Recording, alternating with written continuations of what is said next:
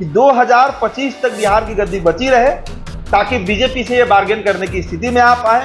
बस इतने का ही नीतीश कुमार को इंतजार है कि अगर बिहार अभी निकल गया इनके हाथ से तो फिर नेशनल कन्वेनर छोड़िए, बिहार के नेता लोग ही अब इनको पूछ बंद कर। नीतीश कुमार इस बात को भाप गए कि अब उनका कम से कम इस अलायंस में कुछ होने जाने वाला है कि जिसको जिसको अपना उत्तराधिकार देते हैं नीतीश कुमार, मुंह से देते नहीं है, मुंह से जिसको दे दिए उसको ही कभी गद्दी नहीं दिए।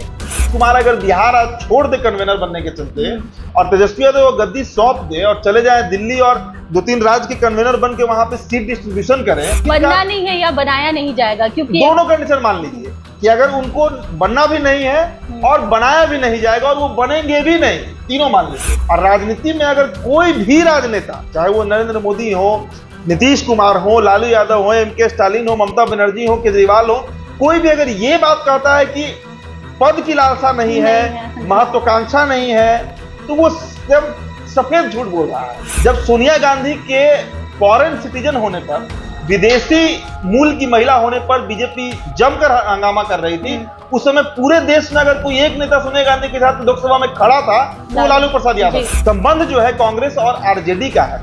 नीतीश कुमार न 3 में है न 13 में है कांग्रेस के नजर में, और नीतीश कुमार के पास सिवाय 43 विधायक के क्या बचा हुआ है, और वो भी किस दिन टूटेगा, कैसे टूटेगा। बीजेपी तो बार बार ये बात कहती है, सम्राट चौधरी बार बार कहते हैं, उपेंद्र कुशवाहा कहते हैं, सुशील कुमार मोदी कहते हैं, सभी के सभी एग्जिट पोल यही इशारा कर रहे हैं कि एनडीए न सिर्फ पूर्ण बहुमत से 300 से अधिक सीटें ला रही है 2024 में। विपक्ष के पास कहने के लिए है कि नरेंद्र मोदी को हटाना है, क्यों हटाना है और कैसे हटाना है, ये मुद्दा उनके पास नहीं है, और इस बात को नीतीश कुमार भाप चुके हैं। नमस्कार, मेरा नाम बीना है और आप द बिहार टॉप देख रहे हैं। 31 अगस्त और 1 सितंबर को विपक्ष की एक बैठक होने वाली है। INDIA गठबंधन की बैठक मुंबई में होने वाली है, और ऐसे में बिहार के सियासत में इसको लेकर कई सवाल घूम रहे हैं। बड़ा सवाल यह है कि नीतीश कुमार अब खुद बैकफुट पे आ रहे हैं और ये कह रहे हैं कि मुझे कन्वीनर भी नहीं बनना, और इसके साथ ही पीएम कैंडिडेट की बात लगातार जब से वो एक मुहिम लेकर चल रहे थे, विपक्ष को एक मंच पर एकजुट करने की मुहिम, तब से ये सवाल घूम रहे हैं कि हो सकता है कि नीतीश कुमार पीएम पद के उम्मीदवार हो, लेकिन अब दूर दूर तक इस बात की चर्चा नहीं है। ऐसे में एक तरफ नीतीश कुमार है जो कन्वीनर बनने से भी इनकार कर रहे हैं, पीएम कैंडिडेट पद को लेकर भी कुछ खुलासा नहीं हो पाया है अब तक, और ऐसे में लालू प्रसाद यादव है जो ये कह रहे हैं कि तेजस्वी यादव को सीएमओ बनाना चाहते हैं, लेकिन अभी नहीं। ऐसे में हम बातचीत कर रहे हैं, हमारे साथ बातचीत करने के लिए हमारे सहयोगी उदित है। उदित, देखिए, पहला सवाल यही है कि नीतीश कुमार कन्वीनर नहीं बनना चाहते, बैकफुट पे आ रहे हैं। देखिए, नीतीश कुमार को कभी कन्वेनर बनना था भी नहीं जी। नीतीश कुमार इस गठबंधन से अलग हुए ललन सिंह के कहने पर सिर्फ इस बात पे वो कन्विंस हो गए कि वो या तो इस देश के प्रधानमंत्री ही बन जाएंगे या फिर जयप्रकाश नारायण ही बन जाएंगे, लेकिन हुआ दोनों में से कोई सफल नहीं। ना तो अब उनको ये बात तो नीतीश कुमार अच्छे तरीके से 23 जून को ही समझ गए थे कि पीएम प्रत्याशी उनको लालू ही नहीं बनने देंगे। राहुल गांधी की बात छोड़िए और अन्य दलों की बात छोड़िए, लालू यादव ही उनको कभी पीएम नहीं बनने देंगे, ये बात उनको क्लियर हो गया। और दूसरा जो एक था कि अगर पीएम नहीं तो कम से कम जयप्रकाश नारायण ही बन जाए, जिनके ये चेला रहे हैं, शिष्य रहे हैं, बार बार जेपी करते भी रहते हैं। जब दोनों मिशन फेल हो गया तो कन्वेनर बन के नीतीश कुमार कर ही क्या लेंगे, और कन्वेनर बनने का भी अगर अंतिम सपना नीतीश कुमार देखें तो उस सपने को भी लालू यादव उस पर पानी फेर दिए। अभी गोपालगंज जो गए थे अपने ससुराल और अपने पैतृक आवास जो गए थे, वहां पर तो मीडिया से बातचीत में लालू यादव ने स्पष्ट कर दिया कि कई कन्वेनर बनेंगे और एक कन्वेनर 2 या 3 राज्य देखेगा और उन सब के ऊपर एक हेड कन्वेनर बनेगा। यही बात लालू यादव ने कहे वहां पर। तो उसके बाद नीतीश कुमार इस बात को भाप गए कि अब उनका कम से कम इस अलायंस में कुछ होने जाने वाला है। और एक और बात व्यवहारिक तरीके से अब नीतीश कुमार समझ रहे हैं, नीतीश कुमार जान रहे हैं कि 2024 में कम से कम जो एक ये गठबंधन बना है INDIA, इसका दाल गलने वाला है नहीं। जितने भी तमाम आप एग्जिट पोल देख लीजिए, जितने भी संस्था करा रहे हैं, टाइम्स नाउ का देखिए, ETG का देखिए, नव भारत टाइम्स का देखिए, या किसी का भी देखिए, सभी के सभी एग्जिट पोल यही इशारा कर रहे हैं कि एनडीए न सिर्फ पूर्ण बहुमत से 300 से अधिक सीटें ला रही है 2024 में। आज अगर चुनाव हो जाए तो अगले 6 महीने में और स्थितियां मजबूत ही होंगी। अभी सुप्रीम कोर्ट में चल रहा है, कितना मामला चल रहा है जो बीजेपी के पक्ष में आते हुए दिख रहा है। काशी वाला, ये मथुरा वाला जो मामला है उस पर भी हियरिंग है, ज्ञान व्यापी वाला भी है, वो भी बीजेपी के पक्ष में ही जाने वाला है। इनके अलावा ये लोग जातीय जनगणना कराए बिहार में, उसके लिए 2017 के 2 अक्टूबर को जो आयोग का गठन किया गया था, जस्टिस जे रोहिणी आयोग, उसका रिपोर्ट अब राष्ट्रपति को सौंप दिया गया है। उसमें ओबीसी की वो जातियां जो ज्यादा लाभ ले रही थी उनको साइड करने के लिए है, सब कैटेगराइज होगा, सब डिवीजन होगा उपजातियों का उसमें। तो ये सारा चीज तो बीजेपी के फेवर में ही जा रहा है। तो विपक्ष के पास कहने के लिए है कि नरेंद्र मोदी को हटाना है, क्यों हटाना है और कैसे हटाना है, ये मुद्दा उनके पास नहीं है। और इस बात को नीतीश कुमार भांप चुके हैं और आंकड़े भी हैं कि 2014 में जिस बीजेपी को 34% ओबीसी वोट मिला था, वो बढ़कर 44% हो गया 2019 में। और इस बार का सर्वे ये बता रहा है कि ओबीसी में बीजेपी की पैठ और बढ़ी है विगत 3-4 सालों के अंदर। तो अब जिस जाति की राजनीति ये क्षेत्रीय दल कर रहे थे, उनका तो आप कह सकते हैं, क्योंकि परिणाम बताए हैं कि उनका सुपड़ा साफ हो गया है। लोकसभा में कम से कम, लोकसभा में इसी बिहार के 30 से 35% यादव तक बीजेपी को वोट कर दिए 2019 के लोकसभा चुनाव। तो नीतीश कुमार इस बात को भांप गए हैं, समझ गए हैं कि कितना भी एड़ी चोटी का जोड़ लगाया जाए, 1-to-1 फाइट कराया जाए एनडीए वर्सेस INDIA का, बावजूद इसके बीजेपी जो है वो बहुमत पाने में सफल हो सकती है। तो अगर बीजेपी जब बहुमत पाने में सफल ही हो जाएगी और नीतीश कुमार को प्रधानमंत्री बनना ही नहीं है, ये बात भी नीतीश कुमार समझ चुके हैं, तो अब आखिर बनना नहीं है या बनाया नहीं जाएगा, क्योंकि दोनों कंडीशन मान लीजिए कि अगर उनको बनना भी नहीं है और बनाया भी नहीं जाएगा और वो बनेंगे भी नहीं, तीनों मान लीजिए, तो हर स्थिति में नीतीश कुमार अगर बिहार आज छोड़ दे कन्वेनर बनने के चलते और तेजस्वी यादव वो गद्दी सौंप दे और चले जाए दिल्ली और 2-3 राज्य के कन्वेनर बन के वहां पे सीट डिस्ट्रीब्यूशन करें कि फलाना सीट पे फलाना प्रत्याशी लड़ेगा और इतने सीट पे इतना इस पार्टी लड़ेगा और इतने सीट पर ये पार्टी लड़ेगा, उससे नीतीश कुमार को हासिल क्या होना। और राजनीति में अगर कोई भी राजनेता, चाहे वो नरेंद्र मोदी हो, नीतीश कुमार हो, लालू यादव हो, MK स्टालिन हो, ममता बनर्जी हो, केजरीवाल हो, कोई भी अगर ये बात कहता है कि पद की लालसा नहीं है, महत्वाकांक्षा नहीं है, तो वो सफेद झूठ बोल रहा है, वो क्लियर कट झूठ बोल रहा है। नीतीश कुमार का ही मामला नहीं है, किसी भी राजनेता का ये मामला है। अब आप नीतीश कुमार का बॉडी लैंग्वेज भी देखिए। नीतीश कुमार, जो कॉन्फिडेंस नीतीश कुमार में आज से 8-10 साल पहले हुआ करता था, जो उनका एक अपना प्रभाव होता था, उनकी जो एक क्रेडिबिलिटी हुआ करती थी, वो सब लगभग शून्य हो चुका है। और इस बात को नीतीश कुमार जानते हैं। नीतीश कुमार, आप याद कीजिए ना, 2022 तक जदयू कार्यालय के बाहर हर महीने 2-4 बार होता था, जब नीतीश जी पहुंचते थे तो नीतीश कुमार प्रधानमंत्री बनेंगे इसके नारे लगाए जाते थे जी। अभी भी कुछ दिन पहले तक लग रहा था। हाँ, यही सवाल है कि एक तरफ आरजेडी कह लें या लालू प्रसाद यादव को देख ले हम, तो वो हड़बड़ाए हुए कि किसी तरीके से सीएम की गद्दी जो है वो अब तेजस्वी यादव संभाल रहे हैं। दूसरी ओर एक मुहिम जो शुरुआत खुद नीतीश कुमार ने की थी, अब वो साइडलाइन होते नजर आ रहे हैं।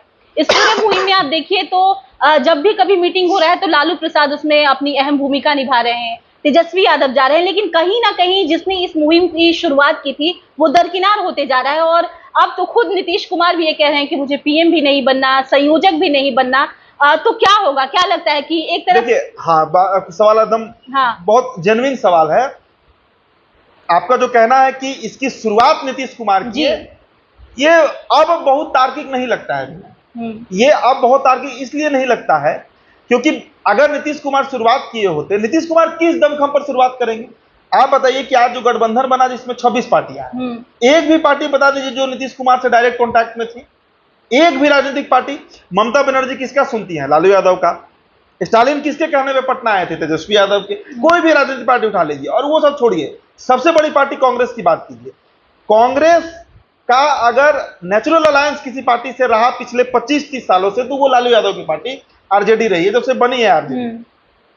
साल 2000 में सरकार भी बना बिहार में, झारखंड बंटवारे के पहले, वो कांग्रेस पार्टी। और कांग्रेस पार्टी पर लालू यादव का इतना प्रभाव है, इसका अंदाजा आप इस बात से लगाइए कि जब, याद कीजिए, अब साल तो याद नहीं है, 98 या 99 का बात है, जब सोनिया गांधी के फॉरेन सिटीजन होने पर, विदेशी मूल की महिला होने पर बीजेपी जमकर हंगामा कर रही थी। उस समय पूरे देश में अगर कोई एक नेता सोनिया गांधी के साथ लोकसभा में खड़ा था, वो लालू प्रसाद यादव, वो लालू प्रसाद यादव। इस बात को कांग्रेस जानती है कि लालू यादव और मनमोहन कैबिनेट में रेल मंत्री भी रहे, उसके लिए उनको पुरस्कृत भी किया गया। तो एक संबंध जो है कांग्रेस और आरजेडी का है। नीतीश कुमार न 3 में है न 13 में है कांग्रेस के नजर में। भाई नीतीश कुमार अभी तक सोचिए ना, राहुल गांधी 23 जून को बोल कर गए थे कि मंत्री बना दीजिए।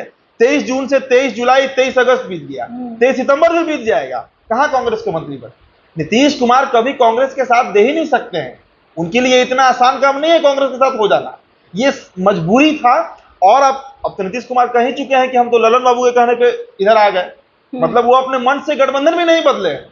और देखिए कि बीते कुछ दिनों में जदयू के बहुत सारे ऐसे नेता हैं जो अलग अलग दलों में जाके उन्होंने दामन थामा है, चाहे बीजेपी की बात कर ले, फिर अलग जो दल है बिहार में आरएलजेडी, तमाम जो दल है उनमें एक जो गठबंधन था नीतीश का और जो तमाम दल के नेता थे वो कहीं ना कहीं कुंडा उनका बिखरता जा रहा है। बिल्कुल बिखरता जा रहा है। हाँ। और नीतीश कुमार को अब आभास हो चुका है इस बात का कि वो कमजोर हुए हैं, उनका जनाधार खिसक गया है। और सबसे बड़ा उनको अगर डैमेज कोई नेता बिहार में किया तो वो उपेंद्र कुशवाहा है। उपेंद्र कुशवाहा का जदयू से अलग होना, एक नई पार्टी बनाना, और बीते 10 दिनों से देखिए समस्तीपुर गए, अररिया गए, ससाराम गए, उन्होंने कई यात्राएं, और उसके पहले तो पूरा बिहार का ही यात्रा किए हैं। और अब धीरे धीरे उपेंद्र कुशवाहा, देखिए उपेंद्र कुशवाहा बहुत लाइमलाइट में नहीं है, लेकिन कम से कम अपने समाज में जो कोयरी जाति है बिहार में, कुशवाहा जाति है, उसको एकत्रित करने में लगे हुए हैं। और बार बार ये बात कह रहे हैं कि 2020 का क्रेडिट भले ही चिराग पासवान को दिया जाता है कि नीतीश कुमार को 43 सीटों पर पहुंचाए, लेकिन उसमें एक बड़ी भूमिका उपेंद्र कुशवाहा की भी रही।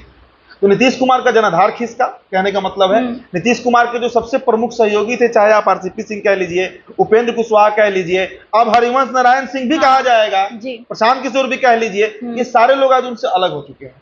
तो नीतीश को इस बात का अंदाजा, और अलग होते ही उनके खिलाफ हो गए, हाँ ये भी है कि सिर्फ अलग नहीं हुए हैं, उनके खिलाफ एक जनसुराज चला रहे हैं, कोई कोयरी वोट को तोड़ रहे हैं उनसे, कोई आरसीपी सिंह को बजाते जाके मुंगेर में कैंपिंग कर रहे हैं ललन सिंह के खिलाफ। आरसीपी सिंह तो बजाते मुंगेर में कैंपिंग कर रहे हैं पिछले 3 महीने से, क्योंकि उनको मुंगेर लड़ना है ललन सिंह के खिलाफ। तो ये परिस्थिति बिहार में आज बन चुकी है नीतीश कुमार के खिलाफ। और नीतीश कुमार के पास सिवाय 43 विधायक के क्या बचा हुआ है, और वो भी किस दिन टूटेगा, कैसे टूटेगा। बीजेपी तो बार बार ये बात कहती है, सम्राट चौधरी बार बार कहते हैं, उपेंद्र कुशवाहा कहते हैं, सुशील कुमार मोदी कहते हैं कि कई विधायक हमारे संपर्क में हैं। अगर टूट हो जाती है पार्टी में, फिर क्या बचेगा नीतीश कुमार के पास। तो नीतीश कुमार कम से कम बिहार की गद्दी बचा रहे 2024 के लोकसभा चुनाव तक, तो फिर शायद ऐसी स्थितियां बनेंगी। यही सवाल था देखिए आगे कि 2024 लोकसभा चुनाव अब कुछ महीनों के बाद होने वाला है, और ऐसे में 2025 विधानसभा चुनाव सामने खड़ा हुआ है। एक जो सवाल पूरे बिहार के सियासत में घूम रहा है वो ये है कि क्या तेजस्वी यादव नए सीएम होंगे। ये भी है क्योंकि बार बार अगर कहीं भी देखें तो बिहार में कई ऐसे मौके हुए जहां पर नीतीश कुमार ने खुद तेजस्वी यादव को बढ़ावा दिया और ये कहा कि अब यही मेरे आगे यही है। अरे इसके पहले प्रशांत किशोर को भी नीतीश कुमार कह रहे थे कि मेरा उत्तराधिकारी यही है, आरसीपी सिंह को भी कहे थे कि मेरा उत्तराधिकारी यही है, उपेंद्र कुशवाहा जब 2021 में पार्टी विलय करा जदयू में तो यही कहे थे नीतीश कुमार कि आप ही मेरे उत्तराधिकारी हैं। तो अब तेजस्वी यादव उत्तराधिकारी बने हुए हैं।